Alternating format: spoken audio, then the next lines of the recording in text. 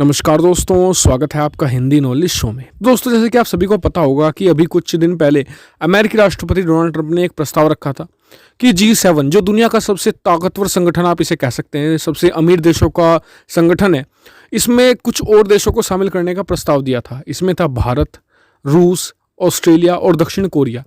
और ये मेनली जो अमेरिका की चीन को घेरने की जो रणनीति है उसका एक महत्वपूर्ण हिस्सा था।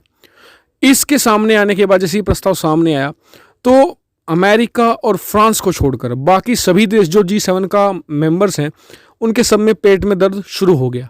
और पेट में दर्द इस चीज़ का होना शुरू हो गया कि भारत और दक्षिण कोरिया जैसे देश कल तक तो एक तरीके से इनके गुलाम थे और अब आकर इनके बराबर बैठेंगे, लेकिन डायरेक्टली ये बात नहीं कह नहीं सकते। क्यों? क्योंकि अपने आप को मानते हैं बहुत बड़ा मानवता का रखवाला, ह्यूमन राइट के बहुत बड़े रखवाले के तौर पर दुनिया भर में जाने जाते हैं। तो इन्होंने बहाना क्या बनाना शुरू कर दिया? बहाना इन्होंने बनाया कि रूस हमें पसंद नहीं है इस संगठन में क्योंकि रूस हमारा दुश्मन है।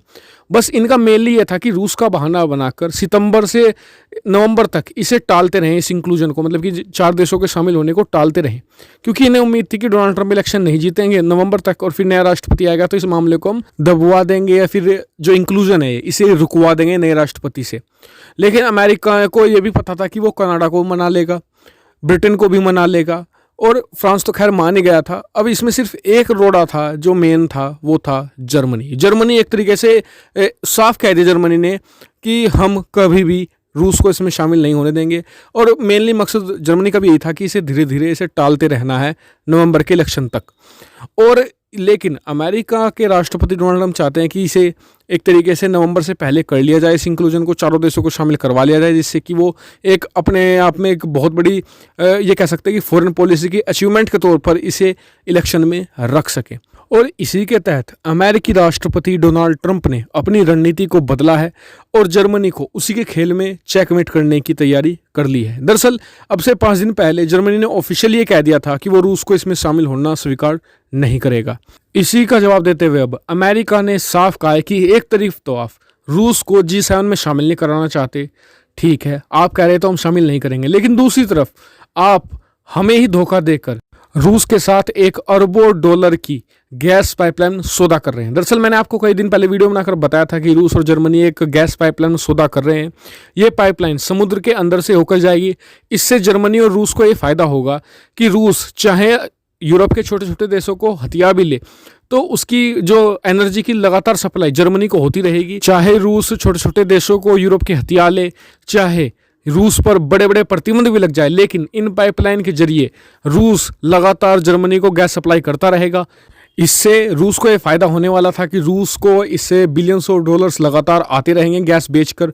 दूसरी तरफ जर्मनी को ये फ़ायदा होता रहेगा, जैसे कि यूक्रेन के समय हुआ था। यूक्रेन जब क्राइमिया को रूस ने हथियाया था तो उसके रूस ने बहुत सारी जो गैस पाइपलाइन थी जो यूक्रेन से होते हुए रूस यूरोप जाती थी, जर्मनी जाती थी, उन्हें ब्लॉक कर दिया था, जिससे कि रूस को नुकसान हुआ था रेवेन्यू का और जर्मनी में गैस की भारी किल्लत पैदा हो गई थी। तो यानी कि इसमें दोनों देशों का फ़ायदा है, लेकिन इसमें जर्मनी सीधे सीधे हिपोक्रेसी अपना रहा है। एक तरफ तो वो कह रहा है कि अपने G7 में हम रूस को नहीं आने देंगे क्योंकि वो एक चालाक और धोखेबाज देश है। दूसरी तरफ रूस से ही अरबों डॉलर की डील साइन कर रहे हैं अमेरिका और G7 के ही दूसरे देशों के मना करने के बावजूद भी। तो यानी कि अमेरिका ने साफ कर दिया है कि या तो अगर आपको डील करनी है तो रूस को भी G7 में लाने दीजिए, या फिर अगर आप रूस को नहीं चाहते G7 में तो हम आप पर कठोर आर्थिक प्रतिबंध लगाएंगे गैस पाइपलाइन को लेकर। और यानी कि अमेरिका ने अब बिल्कुल सख्त स्टैंड ले लिया है G7 पर जर्मनी के रुख को लेकर, क्योंकि जर्मनी बिल्कुल अड़ा हुआ था कि वो नई इंक्लूजन G7 में नहीं होने देगा। तो दोस्तों देखते हैं आने वाले समय में अमेरिका का ये सख्त रुख जर्मनी के जो स्टैंड है उसे पीछे धकेल पाता है या नहीं, या फिर अमेरिका कुछ और कड़े स्टेप जर्मनी के खिलाफ लेगा। मैं इस मसले पर आपको पूरी डिटेल देता रहूंगा, आप मेरे साथ बने रहिएगा, चैनल को सब्सक्राइब करना मत भूलिएगा ऐसी बहुत सारी डिफेंस, फॉरेन पॉलिसी और फाइनेंस रिलेटेड वीडियो के लिए। Thank you for watching video.